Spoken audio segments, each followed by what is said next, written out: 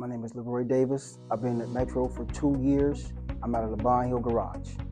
COVID kind of brought me to Metro. I was a route sales for 23 years.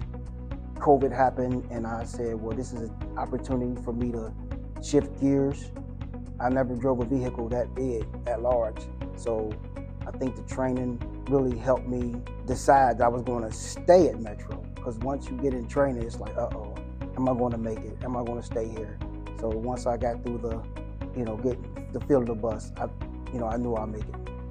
I noticed that when you make eye contact, that makes them kind of comfortable and they're more likely to speak to you, engage with you. So, I mean, my passengers, they know me. So they get on the bus and, they, hey, I'm glad to see you or whatever, It starts with attitude. You treat people the way that you would want to be treated because you never know. You may be riding the bus sooner or later. I wish I would have came to Metro 15 years ago.